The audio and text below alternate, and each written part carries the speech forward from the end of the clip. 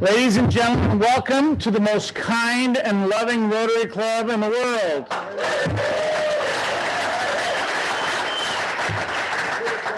My name is Mike Ballard. I'm your president. I've been glad to be doing this for 10 months. It's been an awesome 10 months. And I'm really proud of our club this last week. On Saturday, we had our district assembly. You'll hear more about that. But we were the most well represented and received recognition at the end of the district assembly. We had folks from California as well as Nevada there. So give ourselves a hand for that. Okay, our song will be Jerry Engel. Come on up, start setting up. And then our invocation will be Barbara Castro. And so come on up, Jerry, you're first. Well, like Jamie Dolster from up right? You're gonna turn it the other way, I think.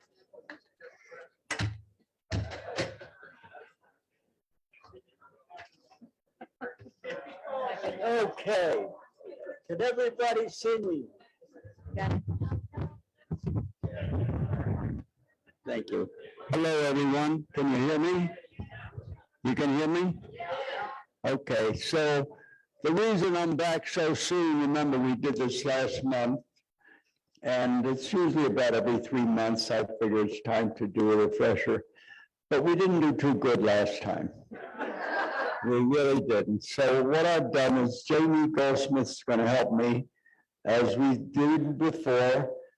Let's see, from Bob Warner this way, you're all going to take, you'll take America the Beautiful, and everybody from this table on there will take God Bless America. Now, there's only 2 reasons we didn't come out right. We're supposed to start together and we should finish together. And that's because we have to add a word.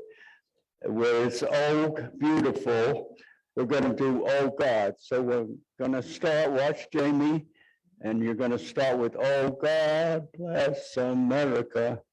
And then we end up there 5 stanzas in God Bless America, only 4 stanzas in America the Beautiful. So we got to make them meet. So at the end, those who are out of their last stanza, the America the Beautiful, we're all going to sing in grand finale, God Bless America. And we all finish together. Are we ready? Okay, here we go. Jamie? Okay, now remember, this side, watch Jamie, and it's oh God and oh beautiful. Here we go. Oh beautiful for fair skies, for amber waves of gray, the mountain, just these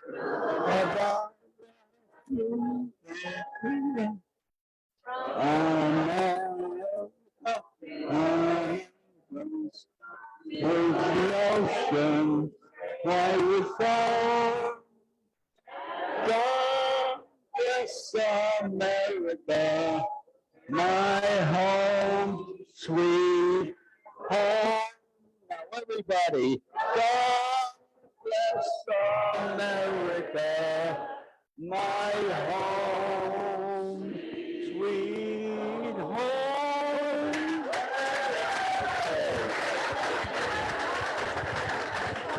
We'll all appear at the Smith Center in a month.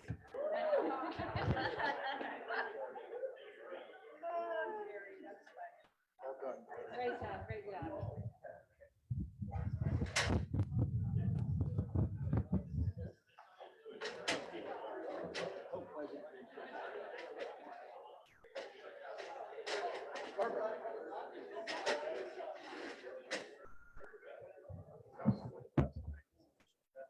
So I have a special invocation today. It was from the president of Adder Energy, Tony Sanchez. He wrote this for us today. So I'd like to read it out for you guys.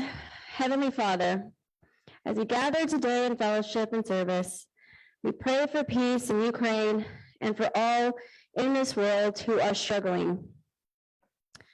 As our celebration of Earth Month comes to a close, we pray that we remain ever mindful of our responsibilities, however big or small, to protect our environment and preserve our corner of this planet called Nevada and its precious resources for future generations. The first Earth Day was held in 1970 at thousands of schools, universities, and colleges, and hundreds of communities across the country. The celebration brought together people from different political stripes, the well-off and the disadvantaged, white collar, blue collar, and no collar. What resulted was the creation of the Environmental Protection Agency and Endangered Species Clean Water and Clean Water Acts. 52 years later, electric vehicles are, right? Recycling and conservation are the norm, and our state will get half of its energy from renewables by 2030. We thank you for the blessing of our beautiful planet and for the opportunities you've given us to take actions to ensure it remains safe, peaceful, and a healthy place for all who come after us. Amen. Please join me in the Pledge of Allegiance. I pledge allegiance to the flag of the United States of America and to the republic for which it stands, one nation under God, indivisible, with liberty and justice for all. Great, thank you. Please be seated. You know, meetings like this couldn't happen with lots of help, and we've had lots of help today. Want to thank Rosalie for helping get our speaker today. Want to Kathy Mahan and Bob Warner for setting up. Our greeters today were Carolyn Sparks and David Jones, two lifelong Nevadans, pretty much. Our invocation by Barbara, thank you very much. And our patriotic song by Jerry Engel, or songs, plural. And our AV team that always does a great job. Thank you, Stu Lipoff and Kirk Alexander. Please help me, join me in thanking our volunteers that helped today. Now, do we have Rotarians visiting from other parts of the world here? Seeing none, do we have Rotarians from other parts of the country here? Okay. Do we have any Rotarians from other parts of town or other parts of the state here? No visiting Rotarians. I'm surprised. That's a first, I think, in my presidency. Okay, do we have our guests from elementary schools here? Great. Antoinette Hessel over there. She's our Sergeant of Arms, and she's also our broadcaster for our live streaming. I'm Gwen Hall. My guests are from Laura Deering. First of all, I'm going to introduce the principal, Katie Pellegrino, and she'll introduce her, Christina. Great. Good afternoon, I'm Katie Pellegrino from Laura Deering. We're very excited to be here for this, partake in this amazing afternoon. My guest that I brought with me is Christina Vaught. She was my Safe School Professionals. And without her, she handles all of students with behaviors, social, emotional issues. And let me just say, we keep her very busy, and she's an amazing support for our school. So we're very thankful to have her. Thank you, and I love your school. Is Quanah McCall here? Who represents Quanah McCall? Hi, I'm David Tulanian, club member, and I'd like to introduce Amanda Rush, principal, where tomorrow we'll have the tree planting ceremony. Good afternoon, everybody. Thank you so much for hosting us again this month. Thank you guys so much for the book donation last week. I apologize to those of you who came out. I was out of town, but my kids are so excited to have new books, and the teachers are just really, really happy about that. And tomorrow, of course, being Arbor Day, we are planting a tree after school, a wonderful new pear tree. Thank you so much to Rotary Las Vegas for providing that for us. Tonight is our science night, where we're highlighting the hydroponics that you guys provided for us as well. So we are so happy to be a part of Rotary and everything going on. Thank you, thank you, thank you. On behalf of our Las Vegas Rotary Foundation, this is one of the many grants that we give to schools. We have a $2,000 check that we're presenting to Quanah McCall. Take a picture. Great, thank you. Okay, more guests.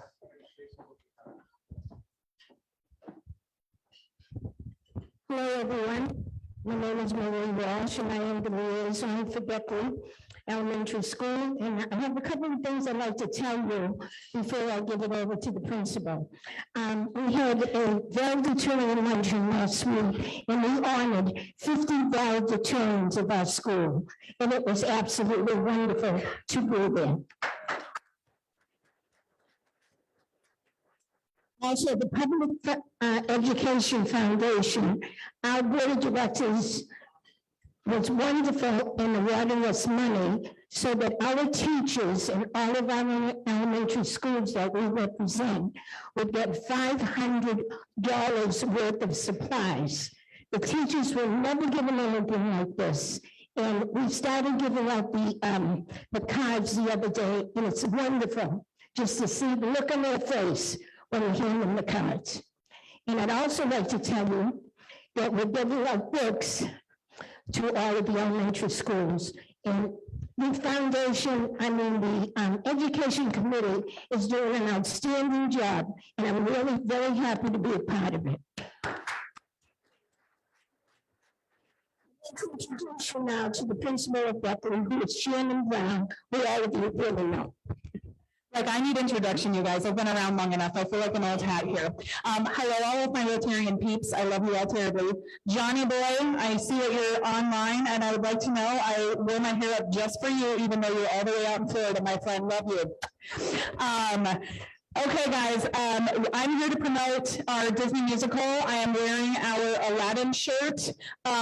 Tickets are a whopping $3 for an absolutely amazing event. The doors open tonight and tomorrow at 5 p.m. The show is at 5:30, and it will be done at exactly 6 o'clock. So please come on down. These kids look absolutely amazing and adorable. They worked so hard on this show, and we would love to see all of our amazing Rotarians there. Thanks, guys. Thank you. Okay, so before we introduce our guests, and I'm not forgetting them, just want to talk about what Marie said. Our foundation gives money to these Title I schools or schools that are challenged in other ways. Just what we talked about, just what's happened in the last 2 weeks. We've given away hundreds, probably thousands of books, not to the schools, but to the kids to take home. We told them they're your books, take them home, share with your brothers and sisters. They were all age-appropriate books. We've given gift cards, right, for supplies. So these teachers, probably more than 600 teachers, got these cards to be able to buy additional supplies, because especially in these schools, they don't have the PTAs that the suburban schools have. And so we're giving gift cards out. And then we also then give money. They have agricultural programs or library enhancement programs. They apply for grants and we give money. I think we gave $9,000 this year in those types of grants. And so we give. Now, our foundation, our goal is to get to 100,000 in new contributions into our permanent fund, and we're about 40,000 short. So we got 2 months, guys, to hit this goal. Pull out your checkbook and write a check, please, to the foundation and what we're doing. Okay, now I appreciate you letting me do this plea for you. Now let's introduce, we've got a lot of wonderful guests that are here to be at Rotary and hear a speaker today. So we're going to start on this side. Out of these tables, do we have guests of Rotarians? I've got one I'm going to introduce. Bill Fisher is my business partner. He's here from Dallas, Texas.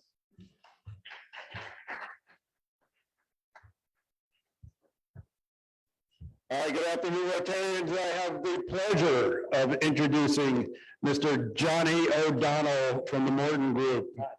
Now, Johnny's a shy guy. He's an Irishman, just like myself. He says he played a bit of rugby, so we're going to take him on a little bit later on. But Johnny, welcome. Good to have you. He is, by the way, a phonologist at One Steakhouse. So if you want to have a good time, head on over and see Johnny. Hey, thank you. Hold on, before you give it, Bill, yes. I want to introduce her. Please stand up. Bill's employee, Fawn Chandler. Now, so for those of you that don't know, Fawn is the one that gets all of the content for our wheel at the last minute, sometimes in the last 5 hours, and puts together the wheel and makes sure that it gets printed and delivered to us every week for years and years. Tony. Fawn is the Sean for Bill. So I need everybody to stand up and let's give her an ovation here.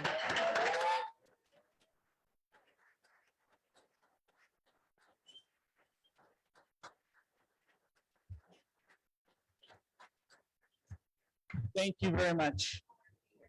We're glad to have you. Okay, guests of Rotarians at the back table, any of these 2 tables here? Okay, we've got them. David Jones, you've got a good buddy of mine with you. I do. I'm glad to see you. President Mike and fellow Rotarians, like to introduce again my father-in-law, Bob Taylor. little by little, we're introducing him to the work and the great service that we provide, and he, of all people, is a great giver of service, so slowly but surely, we're introducing, he's coming to the lake. Awesome, great. He's a fun man. Shucks. So you may not know, he also won a Grammy. So he'll tell you about that later. We don't have time to talk about it. Next couple tables, any visitors here? Right here, Arlene, you brought a guest. What did you bring? My name is Arlene Sirlock. I'd like you all to meet Christine Snyder. Christine used to work as an investigator, by far the best investigator I've ever had. And she is full of work ethic. She has undertaken a new business in bookkeeping, she and her daughter. Great, thank you. Okay, more guests of Rotarians here? Howie? No?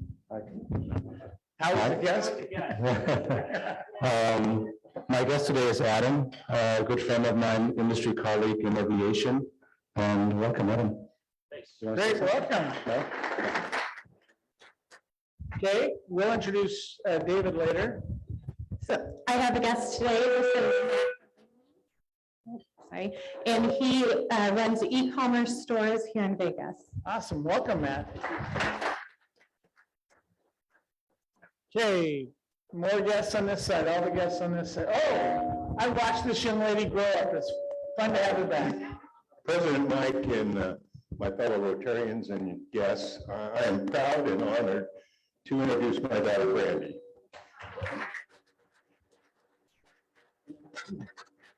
Although she's visiting us from our neighboring state, the People's Republic of California, she is a native, second generation Nevadan in Las Vegas. Great. Welcome, Brandy. More guests over here. Hello, Bruce Frazee here. Hi, Bruce. I'd like to welcome my good friend and client from Miami, Florida, Carlos Arriaga. You may or may not know, the Arriaga family really created Key Biscayne, one of the top real estate people in the state. Great, welcome. Good afternoon, fellow Rotarians and guests. Today, as my guest, I have Joey Roberts, my father-in-law. Great, welcome, Joe. Okay, any more guests? We've got more at the back table. Bobbin, are you a guest? Okay, thanks for coming. We missed you the last 2 weeks. Sorry. Good afternoon, everyone. Today I brought my colleague, the wonderful Cassie. Great, thank you. Nice to have you here, Cassie. Okay, one more guest, I think. Our newest, one of our new members. Save the best for last. Yeah. Good afternoon. I'm happy to present our guest, Mike Bennett from Security 101 Corporate, all the way from Houston, Texas, and great colleague of mine and Greg. Got it. So thank you very much. Great. Mr. Bennett? Hope you're enjoying our humidity here. Awesome. Everybody, let's give a warm welcome to all the guests and visiting visitors. Awesome. We have a bunch of announcements. So David Thorson, will you stand up, please? Where are you? Okay. Tell us more. David was our representative in the district for our district assembly. Give us kind of a little recap. Sure. So good afternoon, Rotarians. I am your District 5300 Education Chair for this upcoming year, and my second responsibility was putting together District Assembly. We had a fantastic turnout, as President said. We had 15 there. We blew, I think the closest other club had 8, including the Pasadena Club that's about twice as big as we are. So we kicked butt. So thank you all that came. Also, Katie informed me that her entire incoming board, except for one person who had a legitimate excuse, was at this district assembly. I don't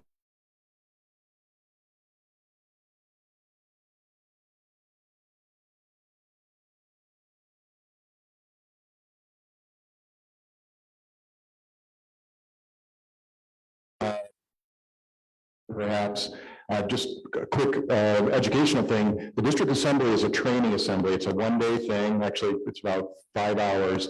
And we train people on how to be a good fiduciary on a board of a Rotary Club or any nonprofit for that matter. We train secretaries, treasurers, and other officers. And then the incoming board people learn about their particular area of responsibility, whether it be the children's programs or the foundation and those kind of things. And there's also a foundation or a grant approval process that goes on that every club has to participate in order to qualify for district matching grants. So it's really an educational thing. We throw some fun in there. It's great to get together with the other Rotarians from our district. Again, I know we got a lot of new folks. Our district runs all the way from Mesquite, Nevada to East LA. It kind of runs along the 210 if you're familiar with California. So we have about 63 clubs in our district. We are the second biggest. I think we are the biggest contributor to the Rotary Foundation and many other things. So we are the best, without a doubt. There's also something called the district conference that happens every year. The district conference, on the other hand, is not a training event. It's kind of a social event. It's a party. It's a celebration of everything the club's accomplished during the year. This year it's at Indian Wells. Next year it's going to be right here in Vegas. Strongly recommend that anybody that can attend the district conference go. They're a lot of fun. I went to my first one with trepidation, thinking it was going to be a lot of meetings, and it's actually really, really a fun social thing. So hope that was informative. Club did great, and great to see our turnout there. Thank you very much. Super, thank you, thank you. Okay, we talked about April 29th as our tree planting ceremony. We've celebration of life for Peg Crockett, an honorary Rotary member from decades ago, and our incoming president's mother on Sunday, May 1st. Renee, are you here? Are you online? Okay, Renee. Yes, I'm here. We have the volume up for him to be able to talk. Can you hear me? You can give me a thumbs No, we up if you can't can hear hear him. me. Okay. Okay. So we'll, Come back to me if you want. Renee is Testing, working 1, 2, hard 3. Testing, There you go. testing, 1. Okay. Well, thank you. We have 2 announcements. First is for the 4-way speech contest. It is going to be our area competition. It is going to be, we can take 3 club members as visitors. So we're going to have our winner compete against only one other participant at this level, Green Valley High School's Green Valley Club's winner. And it's going to be at the Nevada Childhood Cancer Foundation on 3711 East Sunset. Just if you're interested in attending, it is May 4th, 3 p.m. Just let me know. And the first 3 to reply will give you all the additional details. Regarding Dan Stover, there was such limited participation. There are only 3 clubs that are going to compete to go to the district, us, Pahrump, and Southwest. That will be May 14th at 2 p.m. in Pahrump. Still don't know how many, but at least 3. If you're interested, just let me know. It'd be great to support our winners in their next competitions. Great. Hey, thank you, Renee. So as you can see, we also sponsor a speech contest and a music program, and we give scholarships for those winners, and they can win scholarships up the line as well. Rosalie, I think you're going to talk to us, or Howie is. Howie, if you can go to Howie, he's going to talk to us. We have a VIP tour we're going to be involved with. Thanks, President Mike. Good afternoon, Rotarians and guests of Rotarians. I'm excited to announce our 3rd VIP tour.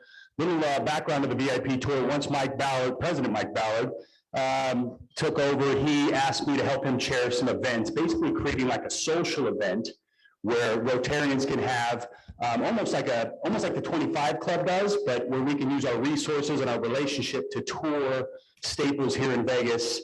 And so far it's been great. Tom Thomas got us into the Blue Heron home. That was mind blowing just to see that thing firsthand, what they've created there. Chris Rodenfeld's got us into Battlefield Las Vegas. I wasn't able to make that, but there was some good feedback on this. So our 3rd event will be at the Virgin Hotel. Thanks to Rosalie and Johnny and their diligence, we will have the CEO of the Virgin Hotel, Boz, give us a tour. It will be on May 12th from 4 to 5 p.m. After that, they are also generous at the One Steakhouse to have us. A little more details to come on what that will entail, but there's going to be a little cocktail get together for all of us to kind of unpack what we just saw at the tour. There will be a $50 donation for the tour. It will go to the foundation, and I'm being told Tom Thomas will be matching to that, so definitely a good step for our foundation. And then more details, like I said, to come on what we're putting together at the One Steakhouse. Thank you very much to the Morton Group for allowing us to unpack and integrate what we get to see at the tour. So yes, please, and the other thing I'd like to say is create some awareness. We all have a lot of relationships and connections. If there's additional tours and things that we can put together moving forward to just keep us connected as a family, that'd be fantastic. Thank you. Great, thank you very much. Tony, Tony, will you talk about the upcoming orientation? Okay, sure. Tony's our membership chair and does a fantastic job. Thank you. New member.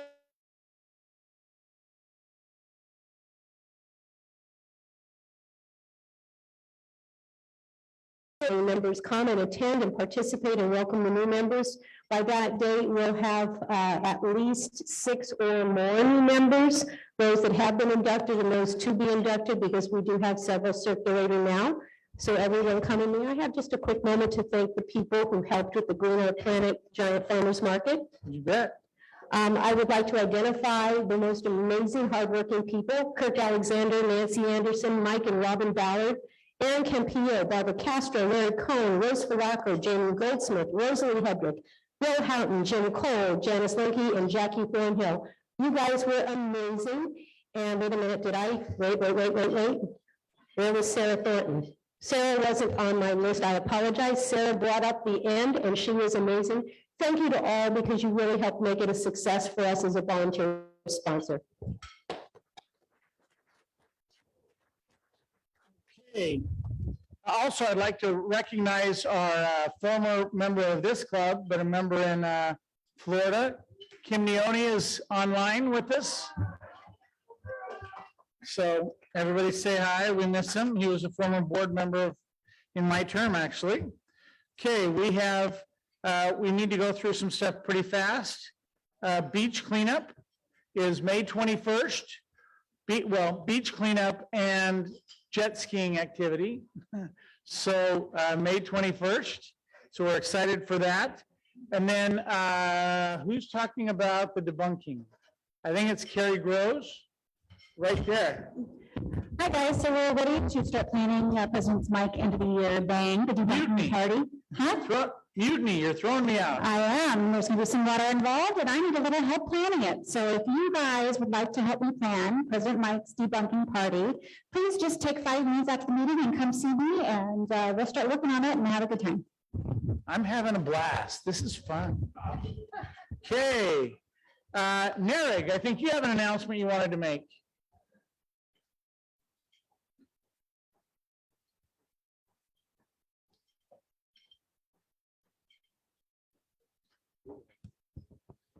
Well, hello, everyone. This is actually a business announcement. Oh, I'm finding you. That's fine. Feel free. I just wanted to let you guys know, if anybody would be interested, our company Expo is going to be hosting a demo day for tech startups. And if there's any accredited investors that would like to join us, please come and talk to me. What is going on? Is that right? Away from that. Oh, not speaking. All right. So again, our company Expo is going to host startup companies pitching their ideas. And if anybody would be interested, especially accredited investors, please come and talk to me. And yeah. Great. So we're finding you $100 for that plug. Okay, to the foundation. Okay, we have Tony Kern. I think it's time for you to come on up. I would like, yes, I do want you to come up. Tony gives such amazing service as our membership committee chair, and then she also serves as our organization secretary. She helped organize getting everybody to the assembly and the Green Our Planet and so many other things. She is, for the month of March, our Service Rotarian of the Year, of the month. of the month.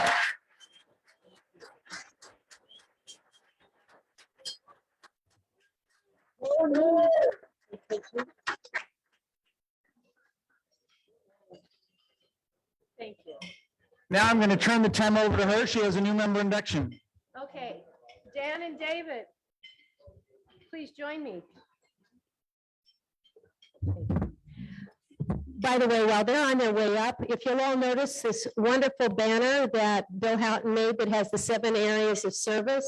We also have cards that he printed up, mini versions, on the back of which is a QR code. This was all used at the farmer's market at our table. The QR code is a 13-minute video that if you have never seen the Rotary Club's video, it's a must-see, so grab it, and if nothing else, look at the QR code. And with that, hello. Fellow Rotarians, on behalf of the Las Vegas Rotary Club, it is my privilege to induct a new member today, David Chu, who is sponsored by Dan Adamson. Dan, would you please introduce David to the club? Sure. Meet David Chu. I was his sponsor. We've met personally 3 times, but I've learned a lot about him. Very interesting real estate developer, family business. What I've found is he's very grateful, very appreciative to be an American, to have what we have, and we've had a good time getting to know each other. And David, I'll let you say a few words. Thank you, Dan, and thank you, Tony, for all your help, and thank you, President Mike, for inviting me to my first Rotary lunch a few months ago. Just a little bit of background, I was born in Korea, and I came here in 1969 to San Francisco, where I spent 44 years, and our family moved to Las Vegas early last year. I've been a real estate investor and developer and a reformed ex-commercial mortgage banker. I first heard about Rotary from my father, who's a very close friend in Korea, was very active in the Korean chapters, and he became the first Korean president of Rotary International. I remember my father talking about him getting inducted to that position in Evanston, Illinois. However, I've never received an invitation to a lunch until your president invited me a few months ago. And when I had always thought Rotary was more of a social organization, and when I discovered it was actually a service organization, I was hooked. The idea of service above oneself was, I think, resonated certainly with me and all of us here. So I'm very appreciative, and thank you for allowing me to become a member. I look forward to doing my part to be a productive Rotarian. Thank you. I do want to tell a story because I told him, he was telling me when we met at lunch a while ago, I shared a picture of my dad, who was a tank lieutenant in the Korean War, and he was almost in tears. He was very appreciative. I just thought it was kind of an interesting story. That we all go through, and a couple generations we've gone through war and all the things that go with it. One thing that David is a little shy about is he's also a jazz musician, so he's got other talents besides what you see here. So let us begin, if I may. David, you are beginning a great adventure in leadership, in friendship, in service to the community and your fellow men and women. You have been invited to membership, and the Las Vegas Rotary Club has accepted you as a person of good character, high ethical standards, and a person who has the heart of service. You have been invited to join Rotary, but it will be through your own actions that you become a Rotarian. You will be provided many opportunities through the club and district to enhance and expand your professional and personal skills, and these opportunities can provide great value to you. You will also be provided with many opportunities to provide service to others through club service, vocational service, community, and international service. When you become a Rotarian, you will build houses in which you will never live. You will feed hungry people of every race, creed, and political philosophy in every part of the world. You will make crawlers into walkers. You will educate children you will never know. You will vaccinate children you will never meet. You will dig wells from which you will never drink. You will plant trees under which you will never sit. You will restore eyesight to those you will never see and who will never see you. You will help develop world peace strategies. When you become a Rotarian, not only will you be in the Rotary family, but you will have the Rotary family in you. We look forward to meeting your wife, Carla, and your children as part of the family of Rotary. You are being given a pin by your Rotary sponsor, and by which your fellow Rotarians, you can pin him, by which your fellow Rotarians and the community at large will recognize you as a Rotarian, and we ask that you wear it proudly. With that, David, it is indeed my pleasure and a special honor to congratulate you on becoming inducted as the newest member of the Las Vegas Rotary Club, the greatest Rotary Club in the world.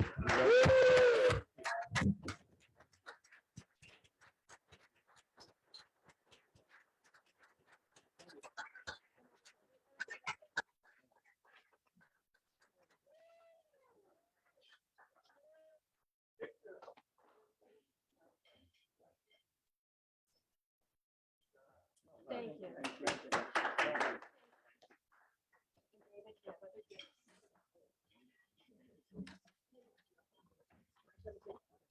There you go.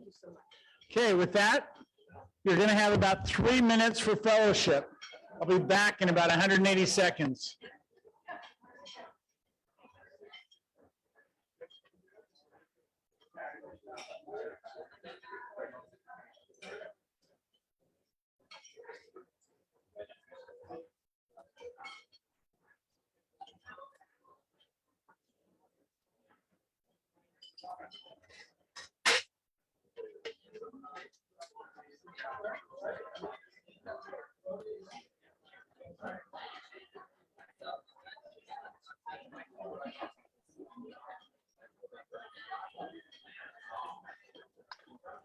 How's everybody doing? Doing good. Hey, guys. I'm busy with grading, so I'm just on here for like the next 5 minutes and then I'm back. It's finals time. This is crunch time for me right now. Yeah, it's graduation week for us here. So my office is in part of the alumni complex. So we got a big Gator statue outside. So right now it's all these kids with gowns taking photos and parents galore. So basically from today through Saturday is a whole bunch of graduations. Okay, but the real question is, Kim, are you handing out cigars to every graduating senior and you're smoking there? Well, that's a good thought. That could be arranged. You just sit there all day and you say, hey, congratulations. If you want to come sit down, let me talk to you about, giving back, right? Yeah, I'm sure they're doing it at my fraternity house 2 doors down. They probably have that arrangement. So yeah. Tom, Nice. Good to see you, man. You're looking good. Yeah, thank you. Yeah, feeling better. Good. Excellent. You have more hair Nice. than I do, that's a good thing. Well, most of it came back. Still doing treatments though, but it's keeping the hair there. Good. Ginger, Nice. how you doing? I'm well. How are you? What's new? Just work. Been doing a lot of travel, primarily out here on the East Coast, and then I'm coming over there week before Memorial Day. So, Great. Oh, cool. Bobbin from the 25 Club. Do you have an announcement to make for the 25 Club? So Kim, And- December 1st and December 8th. Yeah, so we had a Santa great Claus. 25 Club Keep event that 2 in your- weeks, last week. your I calendar. believe. 1st through 8th. It was a great turnout. Next week on Cinco de Mayo at John Pali's house, we have our 25 Club mixer. It will be a Cinco de Mayo event. John is working on getting his karaoke machine. We're gonna do bingo again, so it's gonna be a lot of fun. Look Calendar. out for the email next Thursday at 6 p.m. at John Pali's house. Thank you. Great, thank you very much. Okay, break out your raffle tickets, everybody. Our raffle is over $3,500. And we need it for the foundation.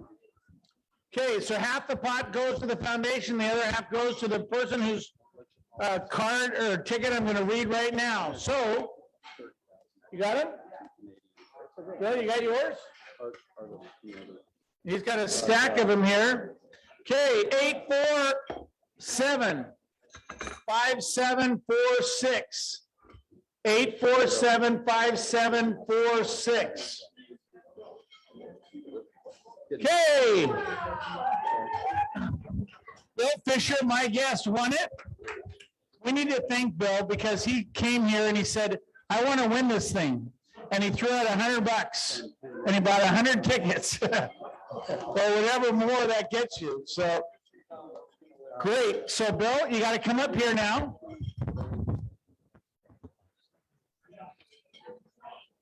Okay. So you haven't won the pot yet. You have the right to pull the joker out of here. Every week, I was gonna pull me out. Oh, the card.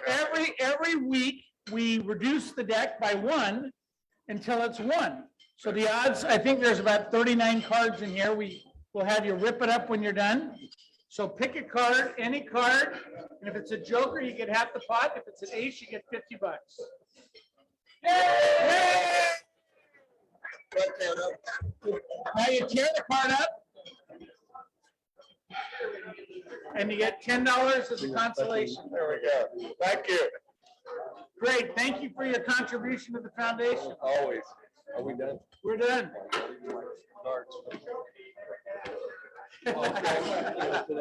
Okay, now for $50 in Lowry's gift cards. We have 847-5760. I would be surprised if that's not you, because that's pretty close. There.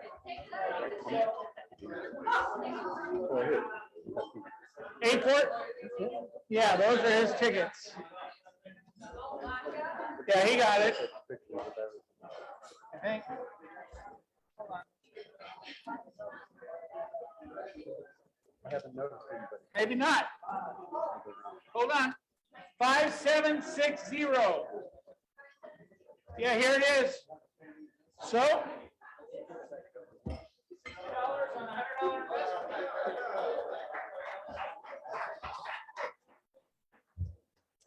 Okay, now I'd like to invite Rosalie Hedrick, our foundation board member and service person extraordinaire, to introduce our speaker.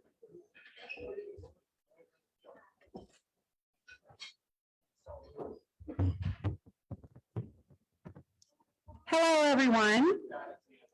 It is my pleasure to introduce Jenna Morton, co-director of Al Jamal Archaeological Project in Jordan. She is co-owner of Morton Group Restaurant Development Company, which consists of La Comida Downtown, La Cave at Wynn, Crush and Greek Sneak at MGM, and One Steakhouse at Virgin Hotel. Jenna's community involvement consists of board chair for the Council for a Better Nevada and After School All-Stars, board of directors for the American Center of Research in Jordan and Community Cloud Forest Conservation in Guatemala. She is immediate past president for the Las Vegas Springs Preserve Foundation and member of American Schools of Research and International Women's Forum. She also established the PAX Piece by Piece Fund. Please, everyone, help me welcome our speaker, Jenna Morton.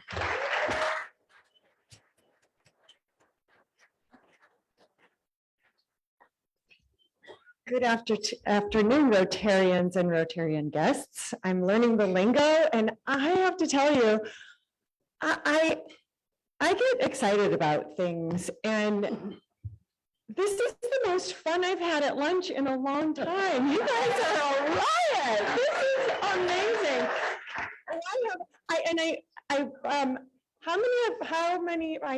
I'm seeing only a few familiar faces, so that's sort of exciting for me too, because I think there are a couple of people who may have heard about Jamal before. So those people will have to bear with me, but I'm so thrilled to be here. Thank you, President Mike. And thank you, Greg. I'm not sure what title is supposed to be there, environmentalist, most popular board member, because he has helped set everything up and will keep me on track because I've been known to speak too long about this topic because I feel very strongly about it. And thank you, John O'Donnell and Rosalie Hedrick, for putting this together for me and introducing us to Rosalie, because we're just, as Morton Group, we're very thrilled to be working with Rosalie. So let me start.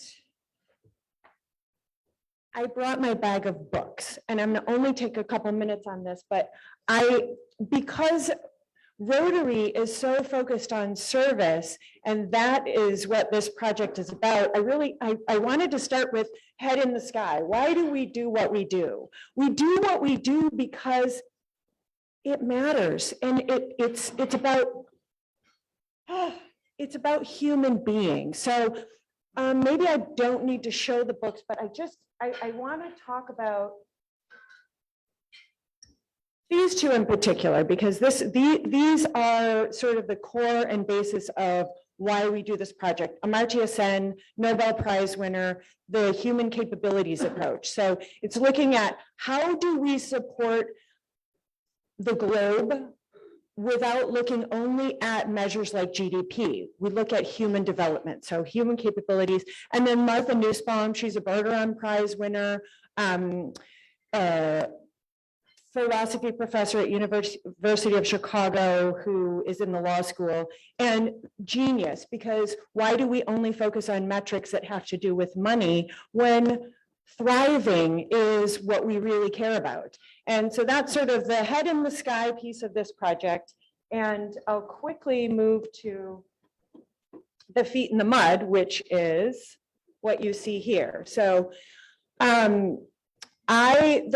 I'm going to kind of run through slides. I have a lot of slides. Greg is going to wave his hands when we get to 1:15, because I want to tell you a little bit about what we're doing in Jordan and how I got there in the first place.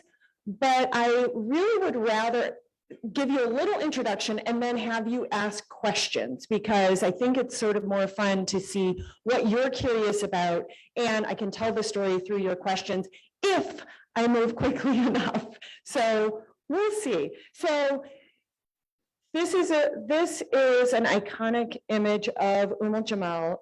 Jamal is, we're not moving. Maybe I will turn it this way. Let's turn it that way. Oh, rats. Oh, there. And another iconic image is the double windows. These windows have been standing even through 2 earthquakes for over 2,000 years.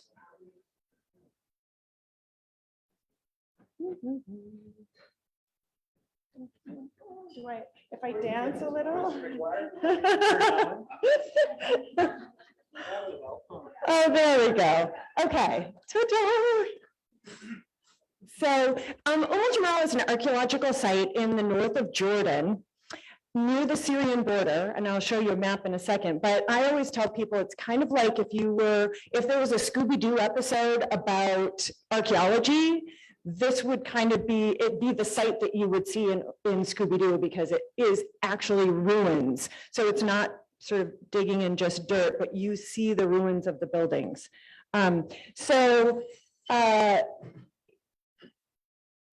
Jamal is very close to the Syrian border. It's on the Haran Plain, which I'll talk about in a minute. But without walking, well, I'll walk away from the mic. So Amman is here. You can take the mic. There we go. So really quickly, here's Israel, Lebanon, Syria, Jordan, Egypt. Do you kind of have an idea where we are? Okay.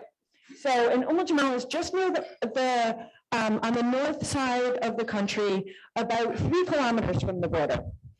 And so let me put that back, and I don't know, some of the pictures I just had to share. We'll go quickly, but it's what is most iconic about the site is the black basalt stone that these buildings were built from. It's volcanic rock that flowed from the mountains in the north. And in the region, this is the best preserved site of its type, and it's well known for its building techniques, corbelling. So if you can see, some of the buildings were built up to 4 stories high 2,000 years ago. So we kind of marvel at how this could happen. But the corbelling is, which I can explain if we have more time.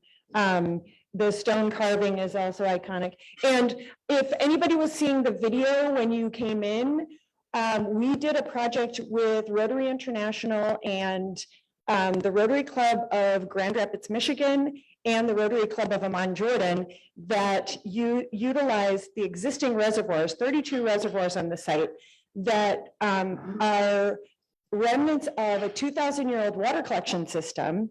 And we devised a program to collect the water from these reservoirs when it comes in that was non-interventionist and provides water for the community and the gardens that we've planted. So it's a great project. Oh, sorry, go back. I just love this photo. I think it's so romantic. So what Jamal is situated, wait, I've got a story of this. So contemporary Jamal is about hospitality. That's why I included this slide, because if you arrive in Jamal, everyone will say to you, ahlan wa sahlan. Does anyone know what that means? Okay, so it means welcome, but it actually means welcome, twice welcome. So it's like welcome, welcome. And this is really what the contemporary community of Jamal says when you arrive. And then everyone will invite you to their house for tea 10 times in one day. So that's, the only tricky part is you can't refuse, you have to take the welcome. So how did I get there? My father is Bert, and he's down there in the corner. This was from, I think, 1989. And he worked in Jamal for 50 years. And my family and I were there when we were children. This is actually taken in Petra. So that's how we got there. I brought my family there in 2011. And then I returned in 2013 because this was shortly after, about 1.5 years after the conflict started in Syria. And at that time, refugees were flowing across the border into Jordan. And meanwhile, across the border, this is a picture of the Temple of Baal at Palmyra. And this is what was happening to the archaeological site in Palmyra. It was so heartbreaking. That makes, I thank you for covering your eyes, because I'm going to just go forward, because it still makes me cry to think that that would happen to sites that we can't go back once that happens. And it was just, kind of an inept act of war that really had no purpose. So anyway, but refugees flowing across the border. And in this photo, you can see Jamal, the dark area is the site. And in the other photo, the white area is the Zatari refugee camp that grew up after people had settled in the Jamal village, the Zatari refugee camp. So today there are about 75,000 Syrian refugees still in the Zatari refugee camp. And well, I can talk more about that in a bit, but before the camp was open, many refugees settled right around the site in the village. And all of the resources they received were from the community members in a community with a 40% poverty rate and 50% rate of unemployment, 50. But these people opened their homes and were extremely generous to people crossing the border. So the reason I came at that point first was site preservation. How can sites be being destroyed across the border? And I know this place, my father works there, I know the community, and I thought, well, what can I do? So, but then it became sort of like, we can't just preserve the site, we have to look at what does this site offer to the community, because if we're not doing something that benefits the community, there is no impetus to preserve the site. And this is a region that, with the rate of unemployment and influx of about 30% population increase with refugees, something needed to be done. So I just love this photo. Those UNHCR tents became ubiquitous in the area, and we're not really seeing those in Ukraine because it's too cold, but anyway. So we decided we didn't want to have the destruction north of the border or the destruction of community happen south of the border. So we put ourselves to work. So here's the strategy: engage, educate, empower, employ. This seems like a Rotary mantra, I think, right? How am I doing? I'm okay on time? All right, cool. So the goal of the project was to work with the local community and create community archaeology. So this, normally archaeology is always done, or has been, sort of colonialist, post-colonialist. It's been foreigners coming in, digging, taking artifacts and knowledge out. But over the last several years, and that happens to be my father, Bert de Vries, the shift was to community archaeology, where you engage the local community and build expertise locally. And that is the path that we chose for our project, is to have all of the development and funding being spent locally to create local empowerment related to cultural heritage. Now, I have to tell this part. So there's this wonderful book by Wendy Perlman. I didn't bring it, but from Northwestern University, my alma mater, and she wrote about the lack of identity and cohesive identity in Syria, being one of the catalysts for the conflict, where once conflict happened, people didn't have these cohesive networks, and that actually was fuel to the fire, I guess, let's say. And that's anyway, more on that later. So one of the head in the sky pieces that we believe is, if we can create a cultural heritage affect where people are connected through the culture, and that can be locally by creating the narrative around a site that's existed through artifacts, through something incontrovertible. It's not political. When you find an artifact in the ground and you can prove what it is, you can tell a story that everyone can relate with. And that can be hyper local, but that can also be global. Every single one of you can come to visit Jamal, and when you arrive there, people will say ahlan wa sahlan. But you can learn about the story of this place in a way that is accepted knowledge, not political. And so this is, sort of the, I have to motor through. So these three people, Jihad, Mais, and Dana. This is the director of the Ministry of Tourism and the mayor of Jamal. They were our interns, and the three of them are still employees of the project. And we had them presenting to dignitaries their architectural designs. So this was a really, really cool day. And now they've done, lots more, but it was really exciting for them. We've empowered local workers, engaged with archaeological education, more of the same. And we've started projects like women's empowerment. Okay, now let me just say, I know women's empowerment buzzwords. We need to empower women around the world to, raise the bar. Well, in Jamal, women are empowered. The educational attainment in Jamal is 96% literacy rate, about 30% of the population has a higher, an advanced degree. University degree, no, 30% university degrees, and 25% of those have advanced degrees. And of those, probably 50% are women. It's an incredible society, but very highly educated. So I would say women in Jamal are empowered. And so we don't really need to empower them. They need jobs. And not just the women need jobs. Everyone needs jobs. So we created a few engagement projects with women, crafts projects, which actually, even though those are ubiquitous, that's the tricky word. Crafts projects can be ubiquitous around the globe, but they work when you're in a community where there are no jobs. When you can create home-based jobs, it's a lot easier than creating infrastructure. So anyway, so this was the big project. This is the Interpretive Center, which also has a museum that the exhibits are based on the artifacts that were found on the site. So and it was built on site in a house 119, as it is on all of the archaeological plans, but it was a Nabatean farmhouse. I forgot to tell you time period. So we start 2,000 years ago, And this place was inhabited through Nabatean, Byzantine, Roman, and then the Islamic periods, Umayyad period, and then it was abandoned for a period of time, but then again abandoned later through the Ottoman period. So this place has had inhabitants. Even the local inhabitants now actually lived in the site until about 1970. So we got to record stories of the people who lived there. And I love this photo because we display simple artifacts that were found, but this bracelet, you can imagine someone having worn that 1,500 years ago, 1,600 years ago.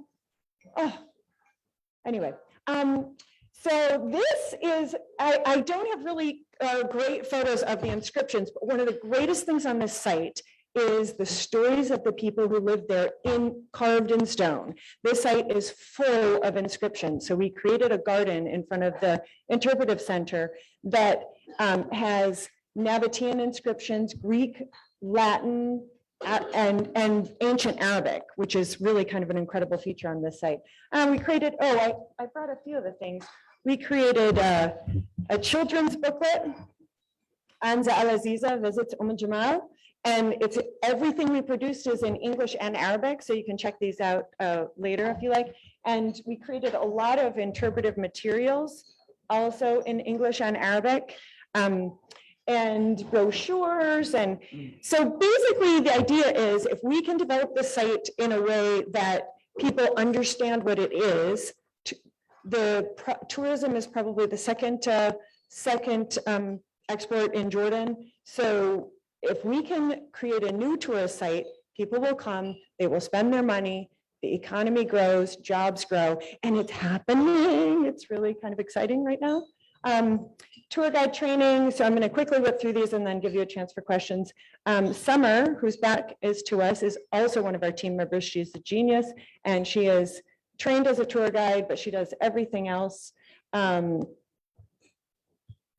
We have a wonderful in process, but a wonderful children's education program, teaching the children about their heritage. One of the reasons, you've done this a lot.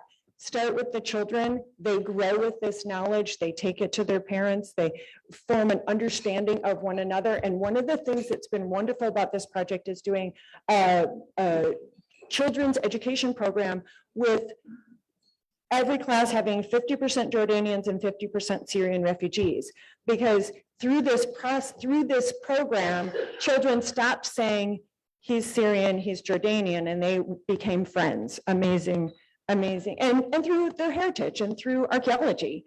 I love these programs are really fun.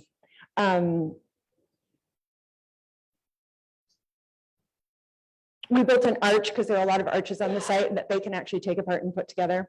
This is Muafa Kaza. He's my brother, sort of, but yeah, de facto. So I want to, and this is Auda. Auda has worked on the site for probably 30 years, maybe more. He cannot hear, so he can't get hired anywhere else, but he is the best mason in Jamal, and he's an incredible archaeologist. Well, those are my parents because they're the ones who brought me there. Jamal, pardon me? Did it say Rotary on the box? Yes, Rotary did the water project that you saw the video. So yes, Rotary is on there. And actually Rotary of Amman wants to do another project so we can talk, because we have the children's education program is something that we're working on now, and they keep calling me. And I said, well, I'm gonna be speaking with Rotary of Las Vegas, and they love to partner. So I don't know, maybe there's an opportunity there, but Rotary of Las Vegas has spent quite a bit of time with us, of Amman. And so yes, Rotary. So I should have begun here. Al-Jamal means the mother of the camel. And we have camels nearby. Camels are also ubiquitous in Jordan, but we have the ownership of the name. And so I'll end here. There is an inscription on the site that says simply, it is a tribute by a father to his son when his son passed at age 7. And what his father wrote on the inscription was, "Be of good cheer. no one is immortal. And I love that because I feel like that's the vibe in this room, but your vibe is also of service. And so this project is really, truly, Martha Nussbaum says, why do we spend so much time on GDP? And I agree, and I say, there ought to be another measure. Now, there is a really wonderful measure called the Global Peace Index, so look it up. They've been doing, comparing rates of peace in countries, and I know peace is a big Rotarian buzzword. The measuring rates of peace in countries across the globe since 2008. It's really a wonderful measure, but I'm proposing a new measure, and that is the Cultural Heritage Index. So too often we're, having these social media, kind of black, white, either or, this, that, when we could be talking about what has romance and drama and history. And so I have to stop there and take questions. I hope that's questions.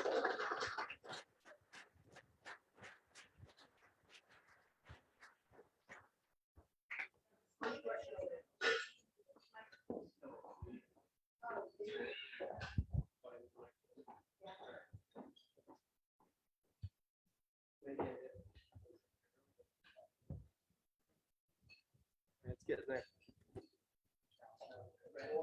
What's the significance of Memorial Trail from a historic perspective? We're using that military outpost. Oh, Was it a? great question. Why is it there?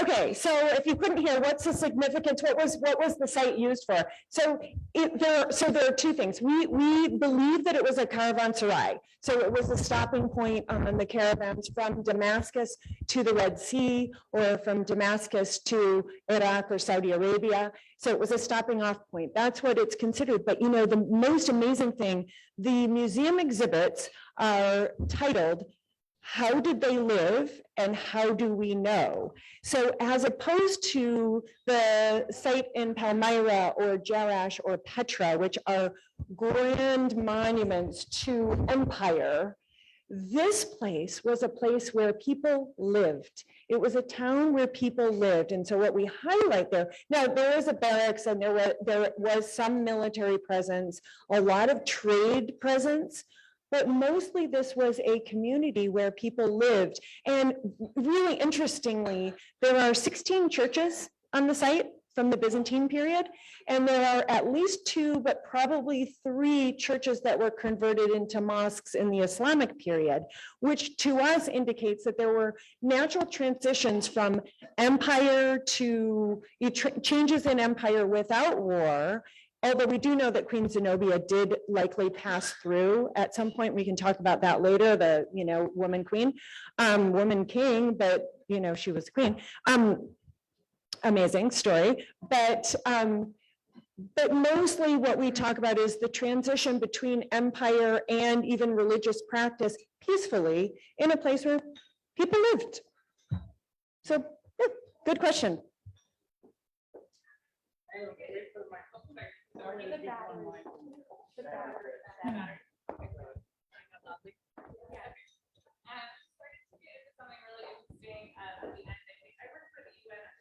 Oh, yay! We'll talk.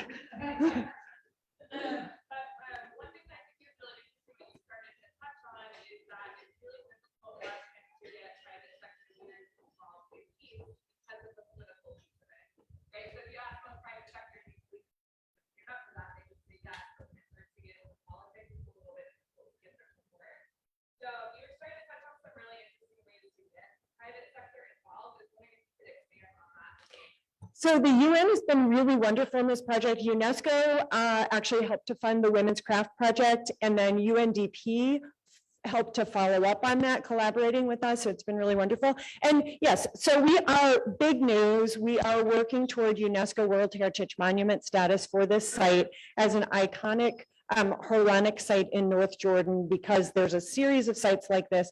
And the outstanding value is exactly what I said about people living through empire and transitions and living peacefully with one another through these transitions. So it's a really, this, and also, so Global Peace Index, Cultural Heritage Index, when we look at GDP does not consider human thriving, but peace does. And so we see Jamal as a case study for developing cultural heritage affect, belief, feeling for cultural heritage, and sharing of that as a way that, the way I like to talk about it is, this is a prophylactic against war. This is protection against war, because if we know one another's stories, or if we can share stories that again are based in artifact, like the bracelet, and they're incontrovertible,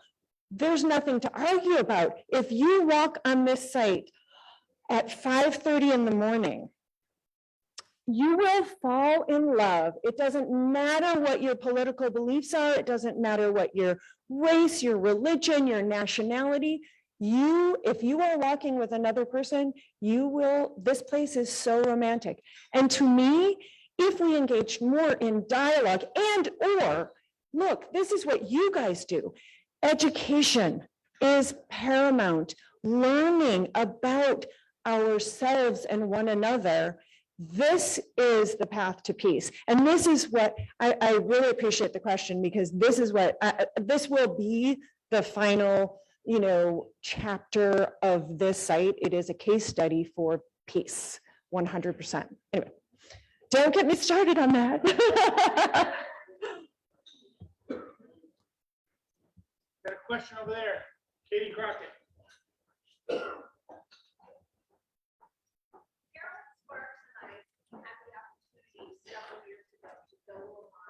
And to see several of these sites and see some of the effects of the refugee crisis in Jordan. And I'd be interested in talking to you after about maybe pursuing a project with them. Thank you. I do want to just touch on, and I know we're out of time, and I know there's something I needed to tell you before we ran out of time, but let me just say this. If a child, so next door to our dig house, they're adjacent to us, same building, the sheikh's, former sheikh's house. We don't have a sheikh anymore, but the house belonged to the sheikh, and I want it to be a historical monument.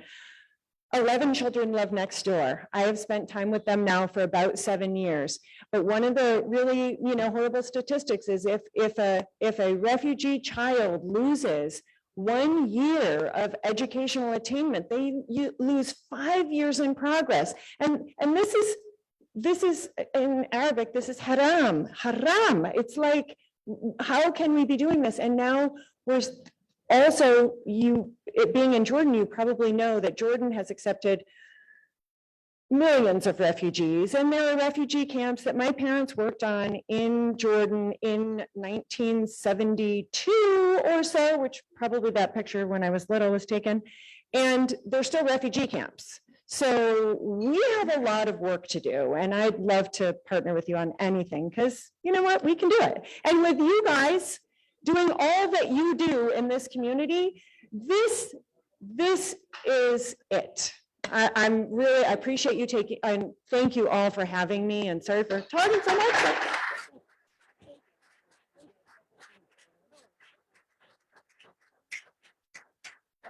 Number one, we're going to give you the Soul Power Award. Oh, no. We donate shoes to kids at these schools in your name.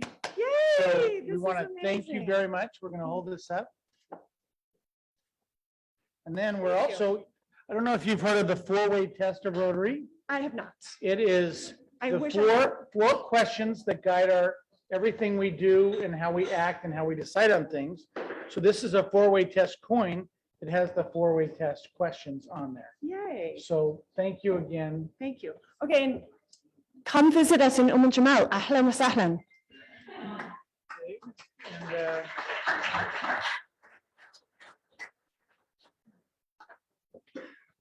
thank you, thank you. We're grateful for you to be here.